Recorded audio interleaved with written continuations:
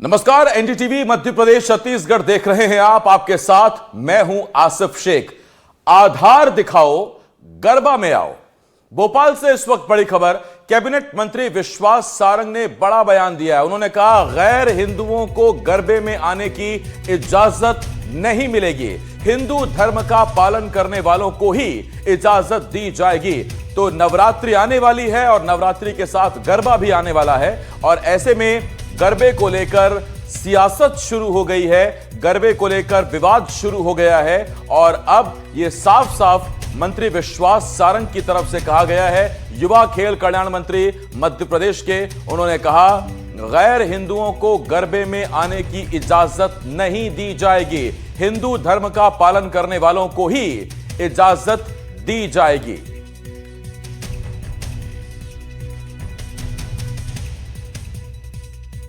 गरबा हमारी सनातन परंपरा का वो पावन पर्व है जिसमें माता की स्तुति होती है।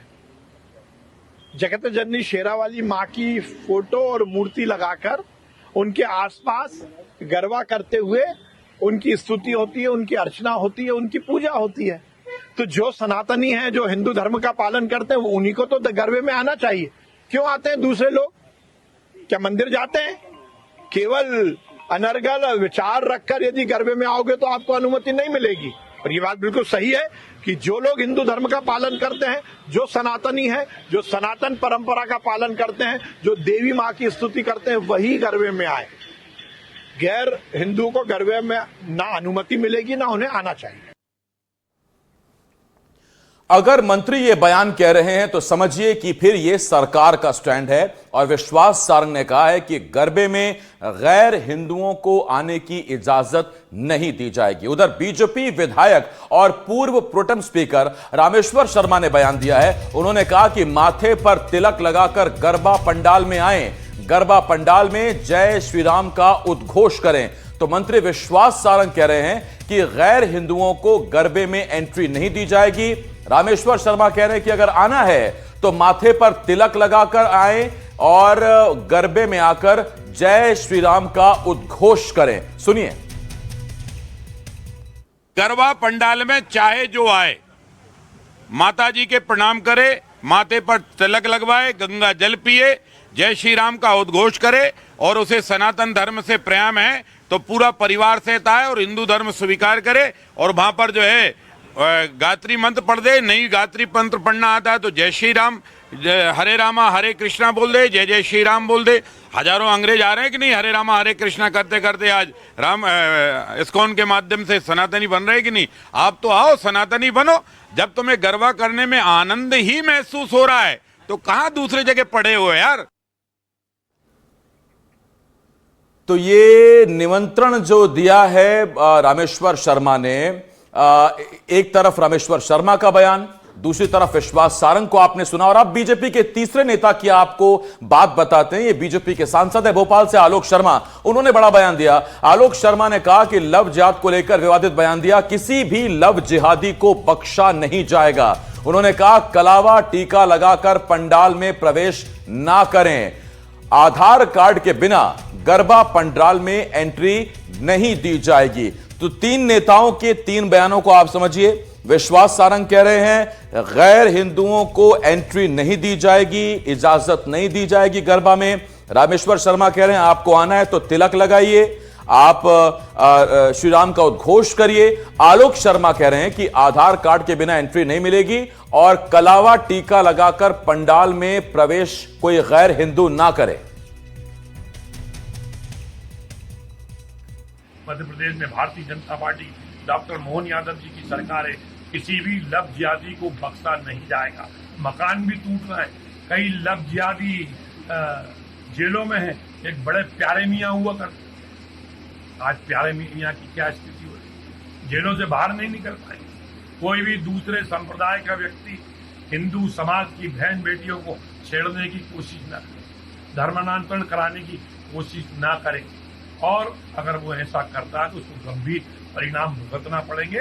प्रशासन अपना काम कर रहा है, कानून अपना काम कर रहा है। कम से कम किसी से डरो या न डरो, कम से कम कानून से तो उसको डरना चाहिए। इसके साथ आपको बीजेपी विधायक गोलू शुक्ला का भी बयान सुनवाते हैं। उनका गरबा में दूसरे समुदाय के लोगों को लेकर क्या विचार है, क्या कहना है, सुनिए। नवरात्र में सबसे पहले तो मैं सभी गरबा पंडालों से आग्रह करना चाहूँगा आपके माध्यम से कि किसी को भी एंट्री देते वक्त उसका आईडी जरूर चेक करें, उसका आधार कार्ड जरूर चेक करें, उसके बाद ही उसको एंट्री दें, अन्यथा एंट्री ना दें। कोई भी हो थोड़ा सख्ती से पालन करेंगे तो निश्चित रूप से हमारे सभी हिंदू भाई गरबा कर पाएंगे, हमारी बहनें गरबा कर। मध्य प्रदेश में भारतीय जनता पार्टी डॉक्टर मोहन यादव जी की सरकार है, किसी भी लव जिहादी को बख्शा नहीं जाएगा। मकान भी टूट रहे हैं, कई लव जिहादी जेलों में है। एक बड़े प्यारे मियाँ हुआ करते, आज प्यारे मियाँ की क्या स्थिति हो रही, जेलों से बाहर नहीं निकल पाएंगे। कोई भी दूसरे संप्रदाय का व्यक्ति हिंदू और एक तरफ आपने सुना गोलू शुक्ला को, आलोक शर्मा को, तो कांग्रेस का स्टैंड क्या है? बहुत दिलचस्प है कि यहां कांग्रेस क्या स्टैंड लेती है। देखिए, गरबा को लेकर कांग्रेस के नेता पीसी शर्मा ने बयान दिया है। उन्होंने कहा कि गरबा देवी मां की पूजा करके किया जाता और इन परंपराओं को नहीं मानने वाले गरबे में ना जाए, यानी करीब करीब वही स्टैंड है। सुनिए।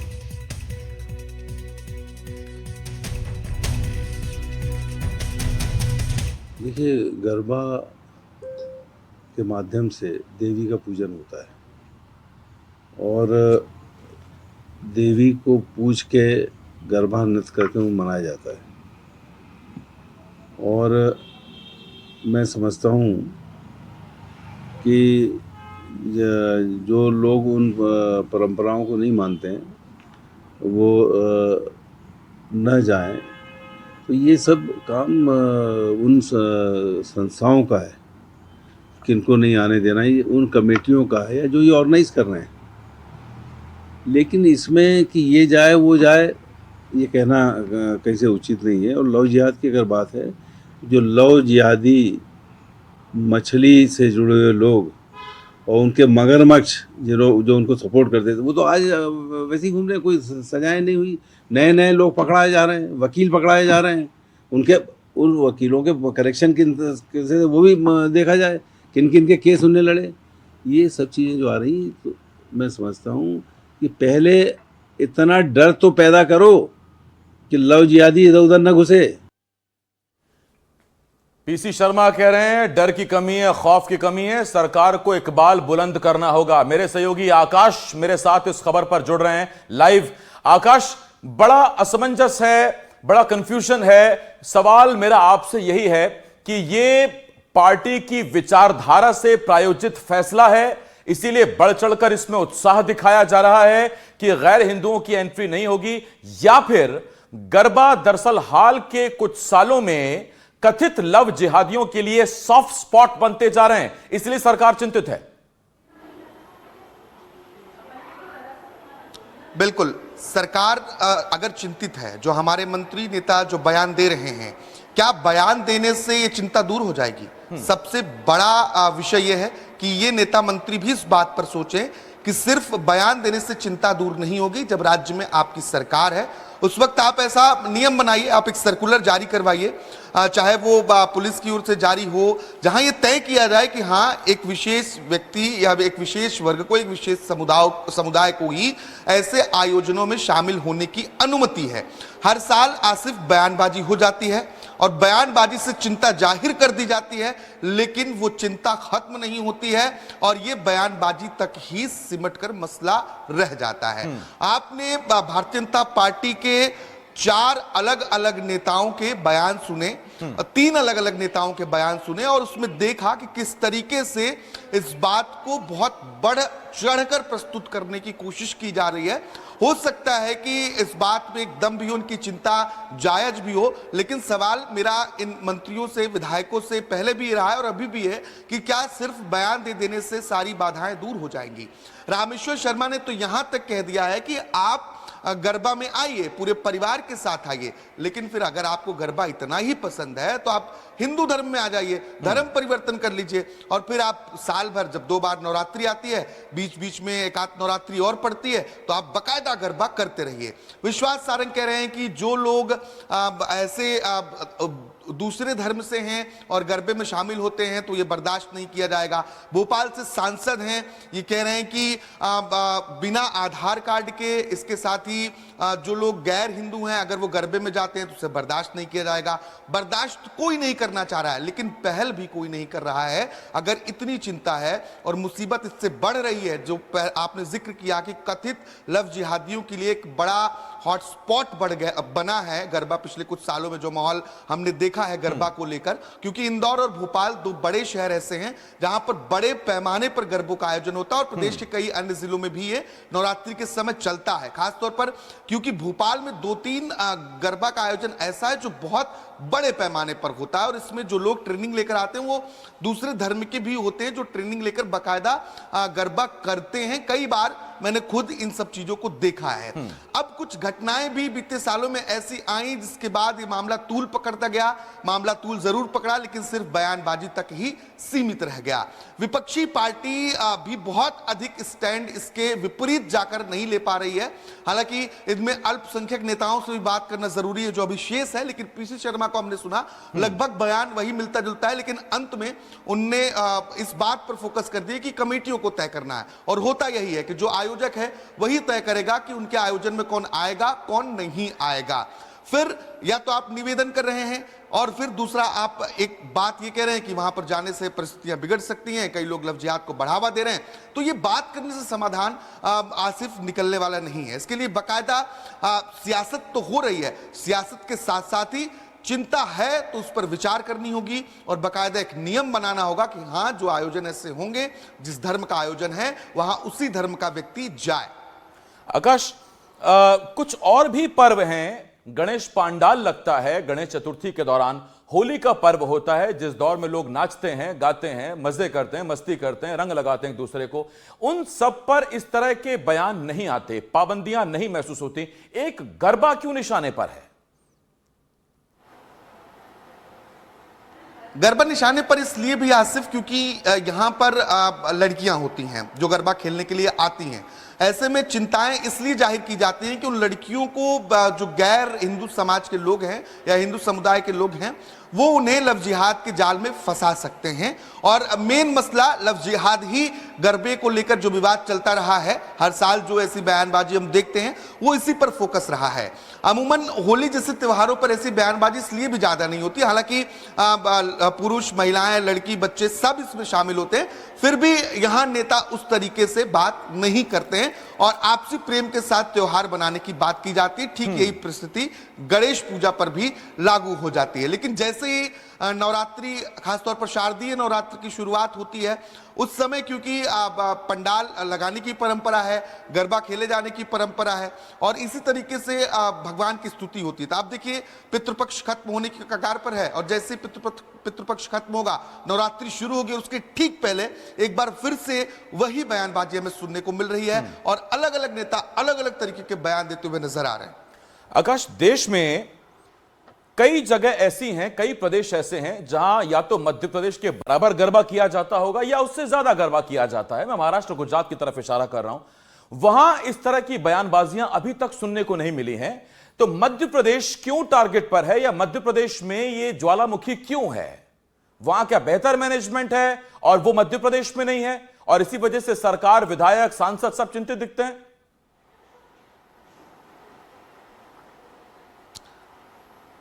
इस बात का अंदाजा लगा पाना आसिफ थोड़ा सा मुश्किल है। ये बात बहुत सत्य है कि जो परिस्थितियां गुजरात, महाराष्ट्र में गरबा को लेकर, नवरात्रि को लेकर हम देखते हैं उतने बड़े पैमाने पर तो यहां नहीं होता, लेकिन होता जरूर है। और जिस बात का जिक्र हम पहले कर रहे थे, अगर यहां इस तरीके की परिस्थितियां उत्पन्न हो रही हैं, कोई विशेष धर्म का व्यक्ति गरबे में जाकर लव जिहाद करने की कोशिश कर रहा है, धर्म परिवर्तन कराने की कोशिश कर रहा है, तो उस पर लगाम कैसे लगेगी? और क्या ये एक एजेंडा है? क्या ये जो जिस एजेंडे पर ये कहा जाता है कि भारतीय जनता पार्टी हार्डकोर हिंदुत्व की एजेंडा को आगे लेकर बढ़ती है, उस पर राजनीति करती है, क्या उसका एक हिस्सा है कि हाँ हम जिस सोच के साथ आगे बढ़ रहे, उस सोच को आगे रखना है।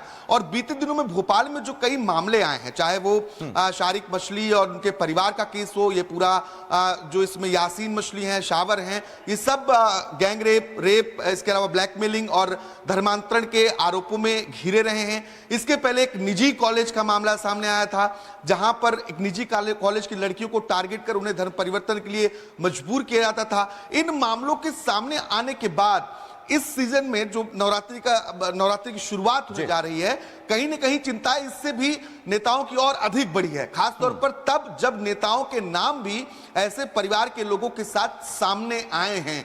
तो कहीं ना कहीं वहां से भी अपने को सेफ बचाने की भी कोशिश ये कहीं जा आकाश, सकती है। एक जो पहले सवाल के जवाब में आपने जो चिंता जाहिर की, आपने जो सवाल खड़ा किया बहुत वाजिब है कि केवल बयानबाजी से काम नहीं चलेगा। आप सरकार का अंग हैं, आप विपक्ष में नहीं हैं कि आप सरकार से मांग करें या इस तरह के बयान दें, आप कार्रवाई करें। उसी पर मेरा आपसे एक आखिरी सवाल है, और सवाल मेरा आपसे यह कि मध्य प्रदेश वो प्रदेश है जहां कथित लव जिहाद के खिलाफ कई सख्त कानून है। इसी प्रदेश में जब आपके पास कानून है, आपकी मंशा भी साफ है, आप कहते हैं कि पूरी तरह से सरकार कार्रवाई भी कर रही है, तो फिर इस तरह के हालात क्यों हैं कि आपको आयोजन समितियों से अपील करनी पड़ रही है कि आप आधार कार्ड चेक करें, आप लोगों को आने को मना करें, गैर हिंदुओं के प्रवेश पर आप ध्यान रखें? यदि सरकार एग्जीक्यूशन कर पा रही है, सजा दे पा रही है, तो मजाल नहीं किसी की कि वो गलत मंशा के साथ इस तरह के पवित्र आयोजन में जाकर गलत काम करे।